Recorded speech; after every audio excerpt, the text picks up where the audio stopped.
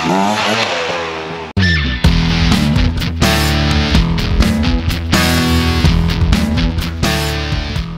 Nosy Joe here. Welcome back to my channel. If you remember a couple videos back, I talked about the KLX 650, and I had also talked about that I had just joined a club that does single track riding and racing, and was kind of trying to find the best bike suited for that. I also alluded to that I had a KTM, which was a 640 adventure bike that I was going to review, but honestly, after checking out this place that I'm going to be a member, that was just too big of a bike.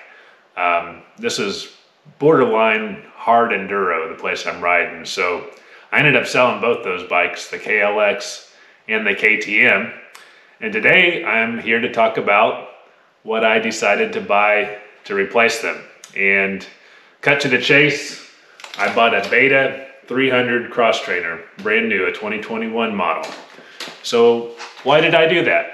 Well, the cross trainer kind of is a unique bike. I bought it really purely based on specs. It wasn't something I had a chance to do a test ride on or compare to a lot of bikes.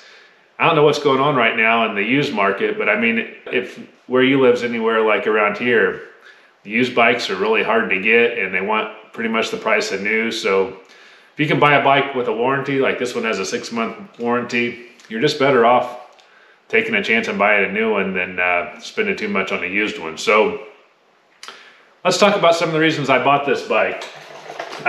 It's a cross trainer, so what does that mean? Well, that means it's kind of a in-between bike where it's not, you know, like your full-on motocross bike, but it's not, you know, your enduro bikes like your 4-stroke air-cooled bikes either. So it's kind of a step in between the higher performance bikes and your beginner air-cooled bike. It's been a long time since I've ridden off-road, so I thought this would be a good way of kind of getting back into the sport and not hurting myself.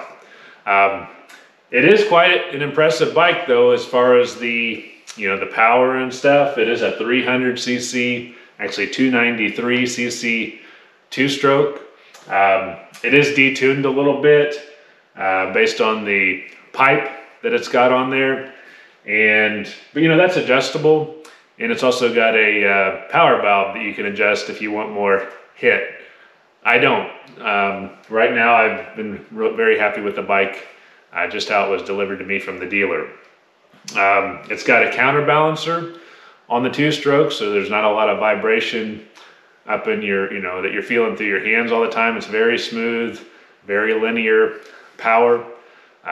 Which is, again, a really nice thing. And I think that is part of what makes it a good kind of entry-level competition bike, where it's not such a hard hit, not so vibey, and just easy to ride.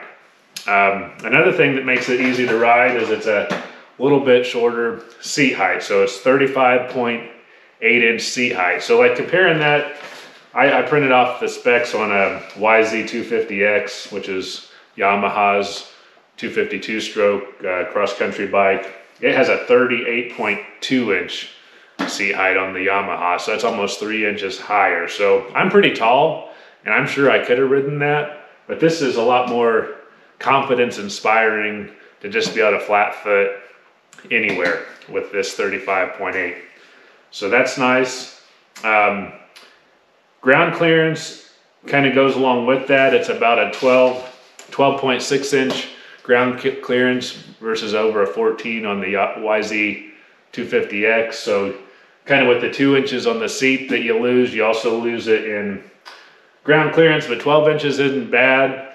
And if you look at the shocks, on the Beta here, they're both 10.6 full travel, and on a Yamaha is 11.8, sorry, the Yamaha is 11.8 in the front and 12.4 in the rear. So again, that kind of 2 inches that you lose in the seat, you also lose it in ground clearance and suspension travel, but that's just kind of, you know, that makes sense, right? So that's just how they tuned it to the bike. You do get electric start with this bike, and it has a 6-speed transmission. The Yamaha, I think, just now started giving you electric start, although that's not real clear from their specs, and only has a 5-speed transmission. So comparing weights, the weight of the Beta is 218 pounds. They say that's wet weight, but without fuel. So as a 2¼ gas tank, 2¼ gallon gas tank, so that's about 14 pounds. So you'd be like at 232, a true wet weight or curb weight rating. So on the Yamaha's weight, on a YZ-250X, they're advertising 229 pounds. So there's really no decision point there. About a three pounds, you know, within 3 pounds of each other between the two bikes. The Yamaha only has a 30-day warranty though, and this has a 6-month warranty on the Beta. So that's something to consider. Fuel tank capacity, 2¼ on the Beta I mentioned, and 2.1 on the Yamaha, so a little bit less. They both have CDI ignition, they both have carbs. I think it's a 38 on the, it's a 38 millimeter Cayenne carb on the Yamaha, and just a 36, which is probably for its little more tame nature on the Beta. So those are the main specs, differences. And I know a lot of people kind of think of these as a, you know, an old guy bike or something like that. Well, that's fine with me. I'm an old guy, but when I really got to looking at the specs and looking at the place I was going to ride, it's not a high speed place. It's a lot of hill climbing, you know, ascents and descents, a lot of roots and mud, and you know, it's just a matter of getting through it. And this has a soft suspension. Now, if you read a lot about these, you know, there's some people that complain about that, but I'm fine with it. With my point in my doing this is, you know, that my skill isn't requiring more suspension performance than this has. It's doing a great job just as is. I know that KYB that you get in the Yamaha is considered to be really good, and I'm not going to argue that it's not. But what I'm saying is a lot of people complain about the suspension on these cross trainers because they're not high performance enough. And I'm just saying, as it is for me right now, this is working just fine.